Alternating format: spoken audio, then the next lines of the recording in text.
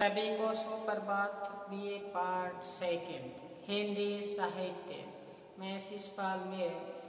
तो हम पढ़ रहे थे बीए पार्ट सेकंड हिंदी साहित्य रीतिकालीन काव्य। रीतिकालीन काव्य के अंतर्गत हम पढ़ रहे थे केशवदास पढ़ रहे थे हम केशवदास की रामचंद्रिका।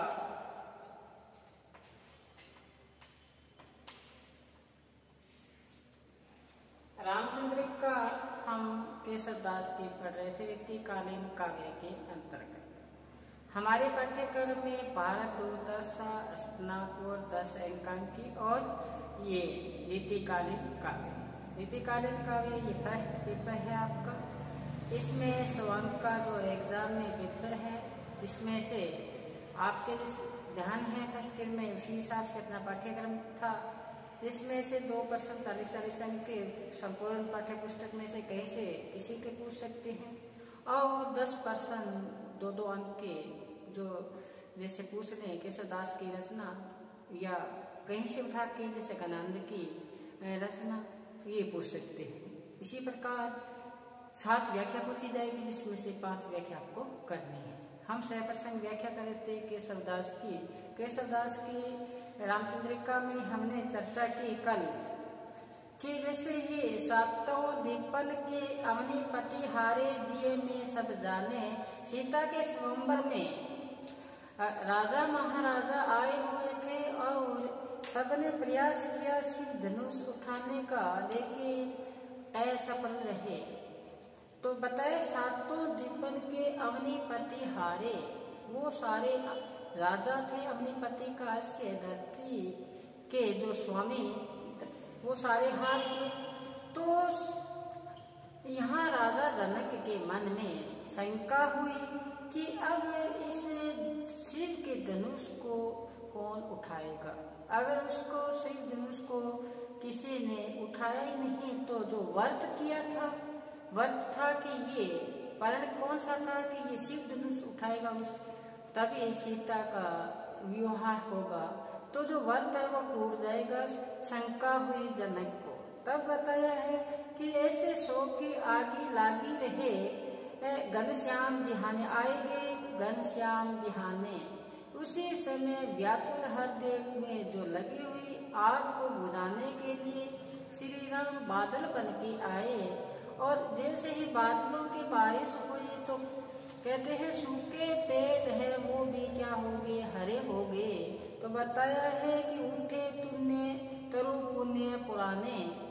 तो सभी पेड़ पौधों में नई कोपलें निकलनी शुरू हो गई, चारों तरफ से हरियाली छा गई। हरियाली छाने का आशय जो हृदय सूखा पड़ा था, सूखा कैसे था, अंदर जलन थी, क्योंकि जो राजा जनक ने जो वर्ण लिया था, अब राज दरबार में बैठे हुए राजा महाराजा सातों द्वीपों के आए हुए, उसको पूर्ण नहीं किया, तो हृदय में एक शोक की आग लगी। तो उसको अग्नि को बुझाने के लिए श्री राम क्या बन के बादल बन के आए।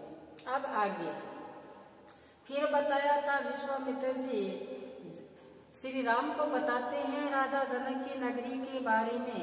बताते हैं कि केशव ये है मिथिलाधीश। केशव कि श्री राम ये जो मिथिलाधीश यानी जनकपुरी है, राजा जनक की नगरी है। कीर्ति बेल बही कि जग में जिन कीर्ति बेल बही, संसार में पूरे विश्व में उन्होंने कीर्त रूपी यानी यश रूपी क्या बोई है, बेल बोई है। ऐसा यश कमाया है। और बताया है दान कृपान विदानन सो शीघ्री वसुधा जिन हाथ लई है।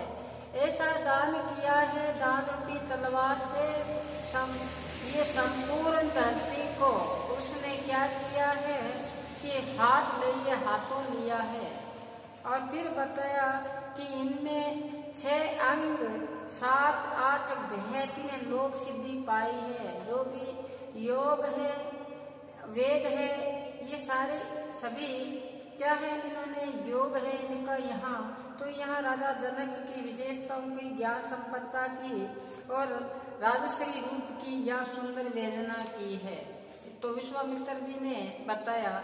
अब क्या बताया, जनक कहते हैं कि श्री राम आप आए हो, आप हो कोमल, एक कोमल गुलाब की भांति हो, आप यहाँ विराजमान हुए हो। लेकिन जो ये शिव धनुष है, इसको बड़े बड़े राजा महाराजा जो विकराल रूप धारण करके आए थे, वो भी यहाँ अपने उद्देश्य में, अपने ध्येय में पूर्ण नहीं हुए। तो अपने जो धनुष है उसकी विशेषता को बताते हुए राजा जनक का भाव का यहाँ प्रकाशन किया है। महर्षि विश्वामित्र ने कहा कि इसी धनुष को राम अकेले ही उठा सकते हैं। जो आपने शिव धनुष है, ये श्री राम अकेले ही उठा सकते हैं। विश्वामित्र जी ने, महर्षि विश्वामित्र जी ने किसको कहा, राजा जनक को।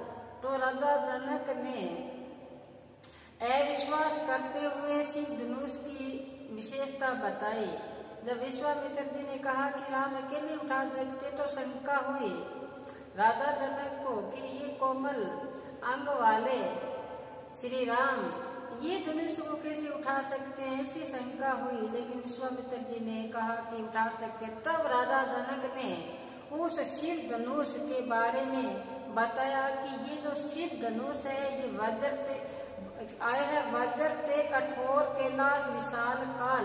कहते हैं वज्र से भी कठोर है कैलाश पर्वत है, जो कैलाश पर्वत है उससे भी अधिक भारी है। देखो कि वज्र से भी कठोर, कैलाश पर्वत से भी ये क्या है, भारी है। और कालदंड से अधिक कठोर बताया है, दुस्तर है, यानी काल का ही ये क्या है, काल है। ऐसा शिव धनुष है। तो दंड ते कलाल सब काल गाइए, कैलाश त्रिलोक विलोक हारे देव सब। तो यहाँ बताया है कि इस विकरालता को देखकर तीनों लोगों के वासी देवता आश्चर्यचकित रह गए। ऐसा शिव का ये धनुष है।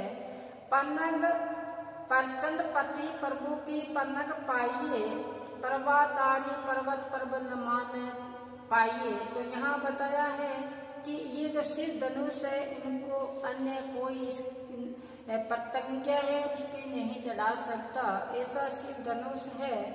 तो फिर बताया कि इस शिव धनुष को जो इंद्र है वो भी इस शिव धनुष को उठा नहीं सकता।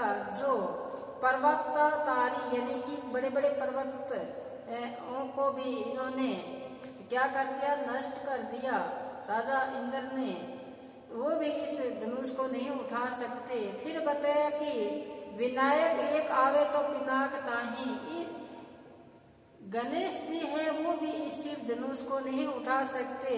तो बताया कोमल कमल पानी हाथ कैसे ल्यावी, कि श्री राम है उनके हाथ, पानी का से हाथ वो तो कोमल है, वो इनको कैसे उठा सकते हैं। तो यहाँ शिव धनुष की जो उपमानों से श्रेष्ठ बताया है, राजा जनक को चिंता और आश्चर्यजनक है, उसकी यहाँ वेदना हुई। तो यहाँ बताया।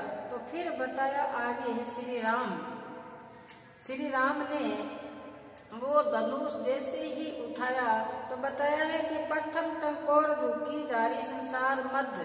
कहते हैं कि जब श्री राम ने शिव धनुष उठाकर संहार किया तो भयंकर टंकार यानी महाशब्द ऐसा नाद हुआ, तो सारे संसार के पुरुषों के जो दमदारी थे, अहंकारी थे, उनका क्या हुआ, अहंकार नष्ट हुआ। और इस प्रकार से ये बताया कि शिव धनुष को 9 खंडों में इनकी क्या हुई, नाद हुआ, 9 खंडों में उनके सुनाई दिया। आगे देखो क्या बताया। आगे बताया कि जिस प्रकार से कि श्री राम का धनुष,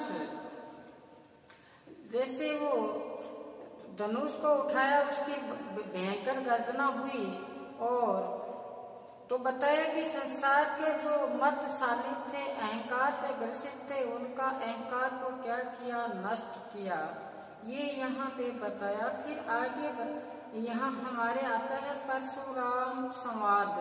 परशुराम संवाद में कि वामदेव और परशुराम का संवाद होता है। जैसे ही शिव धनुष को उठाया गया तो परशुराम जी को पता चला, उसके बारे में ये यहाँ बताया। क्या बताते हैं कि मंत्री वामदेव ने परशुराम से पूछा, परशुराम ने वामदेव से पूछा कि शिव धनुष किसने उठाया। तो बताते हैं वामदेव कहते हैं महादेव को धनुष ये है परशुराम ऋषिराज, तोरियो रा ये कहत समझो रावण राज।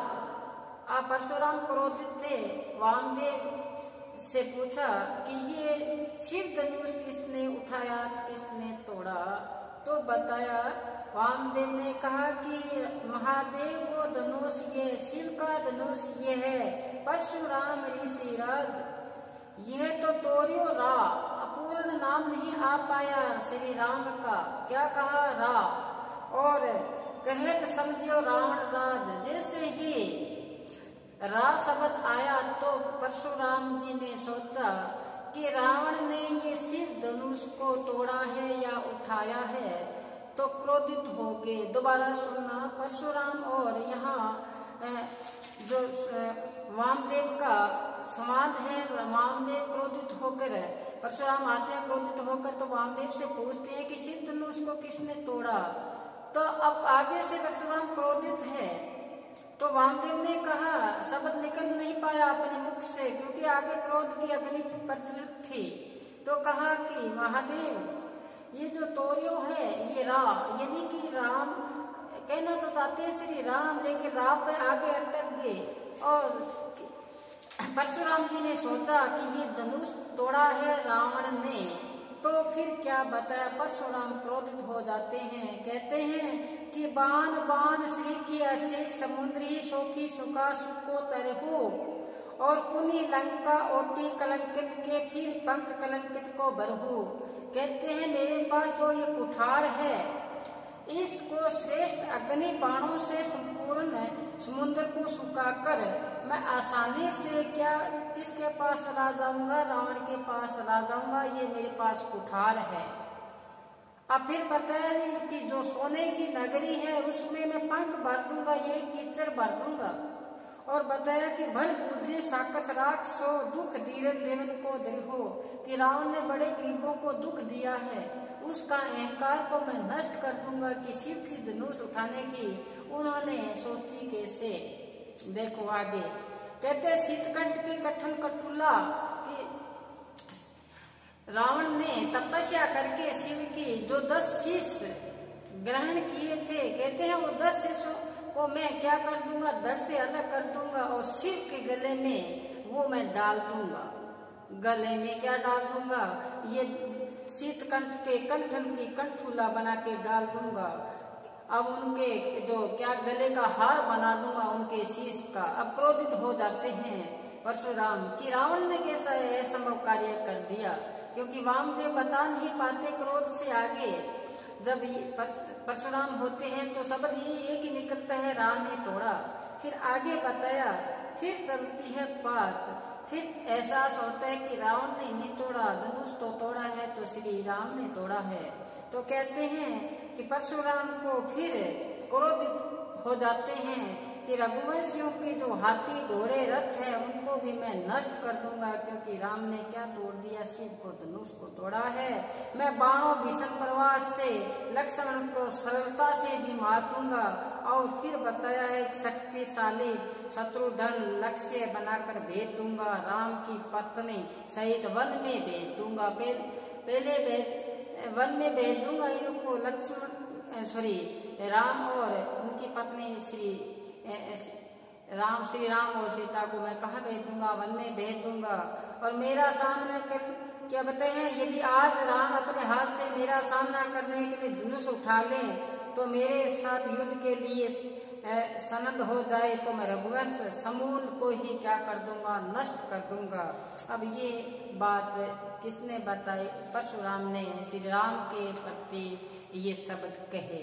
तो आगे अब रामचंद्र जी उनको बताते हैं, रामचंद्र जी बताते हैं, जो मैं यहाँ से यहाँ पढ़ के अंकित करता हूँ, साथ साथ में आप लिखना।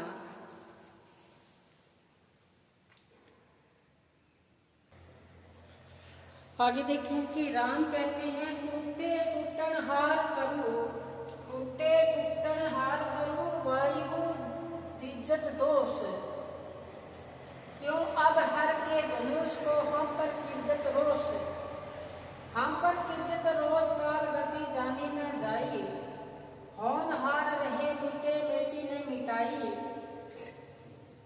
होनहार होए रहे माग मत सबको छूटे, होए तनु का वज्र वज्र तनु का हुए टूटे। तो यहाँ पे केशवदास जी के माध्यम से परशुराम संवाद के प्रसंग से ये लिया गया पद है। इस पद में परशुराम पूछते हैं श्री राम से कि शिव का धनुष क्यों तोड़ा। तभी रामचंद्र जी परशुराम जी को बताते हैं, उन्हें शांत करना चाहते हैं, परशुराम को समझाने का क्या करते हैं, प्रयास करते हैं। और इसमें जो पद में आया है तो ऐसा लगता है श्री राम एक अवतारी रूप क्या है, आविर्भाव हुआ है। क्या बताया है सुनना। राम कहते हैं, टूटे टूटनहार तरु, अगर पेड़ टूटने वाला हो तो वो टूट ही जाता है। वायु को हम दोष दे देते हैं कि वायु तेज थी इसलिए टूट गया। टूटे टूटनहार तरु, वायु दीजिए दोष, वायु को हम क्या देते हैं, दोष देते हैं। कहते इसी प्रकार क्यों अब हर को धनुष को, शिव के धनुष को हम पर किज्जत रोष, इसी प्रकार आप हम पर क्या हो रहे हो, गुस्सा हो रहे हो, क्रोध कर रहे हो। फिर देखो, हम पर किज्जत रोष, काल गति जानी न जाई, कि समय की जो परिवर्तनशीलता है उस पर ख्याल नहीं करते आप। कहते हैं ना कि आज बचपन का कोमल गाय, जरा का पीला बात, 4 दिन की सुगध चांदनी, फिर अंधकार अज्ञा। समय की गति है वो आगे से आगे चलती जाती है। इसी प्रकार रामचंद्र जी यहाँ बताते हैं कि काल की गति जानी न जाई, समय परिवर्तनशील है, इसकी गति को हम समझ नहीं पाए। तो क्या बताया, होनहार रहे मिटे न मिटी मिटाई, जो होना है वो होकर रहेगा। ये समय की क्या है, परिवर्तनशीलता है, ये यहाँ बताया है, जिसको मिटाना क्या है, असंभव है। होनहार रहे माद मद सबको छूटे, जो मदमस्त नशे में है, चाहे वो धन का नशा हो, चाहे रूप सौंदर्य का नशा हो, अहंकार का नशा हो, समय परिवर्तन के चलते सब टूट जाता है। तो यहाँ केशवदास जी कहते हैं, राम कहते हैं कि होए तनु का, कहते हैं कि तिनका भी वज्र बन जाता है, कठोर बन जाता है, शिला की भांति। और ऐसा समय भी आता है कि वज्र जो वो किसके भांति बन जाता है, तिनके की भांति बन जाता है। ये समय की परिवर्तनशीलता है। तो बताया, टूटे टूटनहार तरु, वायु दोष दिज्जत दोष, जो अब धनुष को हम किज्जत रोष, हम पर किज्जत रोष, काल गति जाने न जाई, होनहार रहे मिटे न मिटाई, होनहार हुए रहे माद मत सबको छूटे, होई तिनुका वज्र वज्र तिनुका हुए टूटे। एक यहाँ आध्यात्मिक की ओर संकेत किया गया है। राम का यहाँ पर अवतार होने का आविर्भाव प्रकट होता है। तो बताते हैं कि जो पेड़ टूटने वाला होता है वह टूट ही जाता है, और टूटने से कोई नहीं रोक सकता है। फिर हम वायु को क्या देते हैं, दोष देते हैं। इसी प्रकार आप मेरे पर दोष आरोपण कर रहे हो। जो शिव का धनुष था, वो शिव का धनुष टूटने पर आप हम पर मेरे पे क्या कर रहे हो, क्रोध कर रहे हो, जबकि आपका क्रोध करना उचित नहीं है। परिवर्तनशील समय पर विचार करना चाहिए।